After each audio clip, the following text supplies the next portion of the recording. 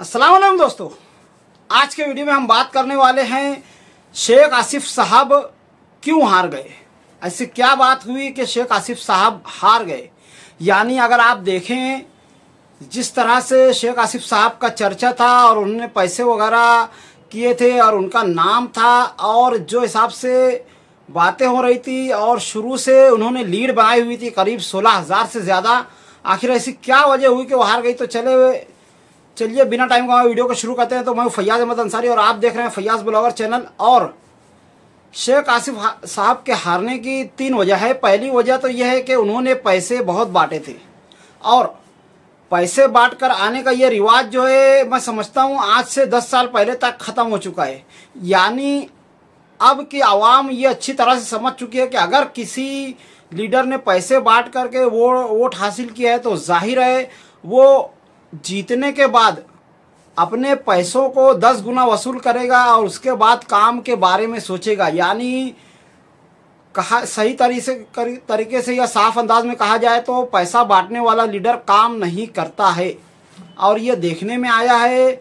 और साल का मालेगांव शहर का तजुर्बा है कि जितने भी लोग पैसा बांटकर जीत कर आते हैं उनके पास बाद में अगर कोई काम लेकर के जाओ तो वो एकदम साफ इनकार कर देते हैं कि मैंने पैसे से वोट हासिल किया, काम के बिना पर नहीं हासिल किया है। और ये मालेगांव शहर के आवाम को अच्छी तरह से समझ में आ चुका है।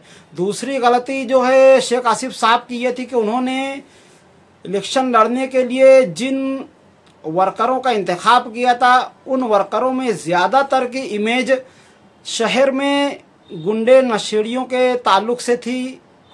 यानी ऐसे लोग थे ज़्यादातर जो बदनाम थे, जिनके ताल्लुक से शहर के लोग मुनासिब नहीं समझते हैं कि ऐसे लोगों को वोट दिया जाए या ऐसे लोगों के कहने पर वोट दिया जाए।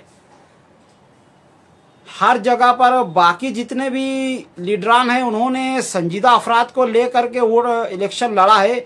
जैसे कि अगर आप मुफ्ती मोहम्मद इस्माइल साहब के ताल्लुक से देखें तो उनके ताल्लुक से सुन्नी जमीयतुल उलमा, शिया जमीयतुल उलमा और जमात इस्लामी हिंद और उसके अलावा जितनी भी ऐसी तंजीमें जिन्होंने पिछले कई सालों से सच्चाई का साथ दिया है वो सारी की सारी तंजीमें मुफ्ती मोहम्मद इस्माइल साहब के साथ हो गई और उनको साथ में ले करके मुफ्ती इस्माइल साहब ने इलेक्शन लड़ा था। लेकिन शेख आसिफ साहब के साथ ऐसा नहीं हुआ, वो अपने साथ उन लोगों को लेकर के लड़ रहे थे। यानी उन्होंने कुछ ऐसे लोग भी लिए जो संजीदा थे, सही थे, पर ज़्यादातर ऐसे लोग थे, ऐसे वर्कर हजरात थे कि जो घर पर आ करके उनका वोट मांगने का तरीका या उनका गर्दी करने का तरीका ऐसा था जो हमारे शहर की बहन बेटियों के लिए नाकाबिले कबूल था।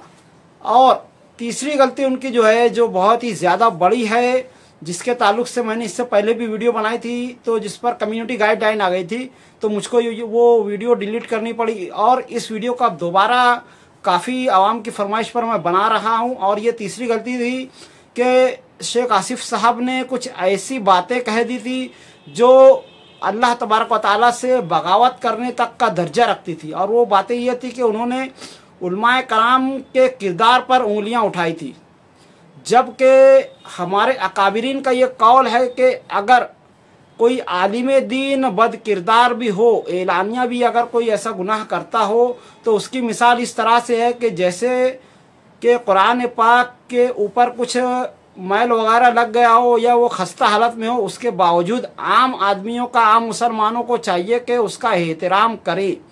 यानी अगर कोई आलिम दीन इस तरह की कोई गलतियां वगैरह करता है तो आपको आम आदमी को उस पर उंगलियां उठाने का कोई हक नहीं बनता है।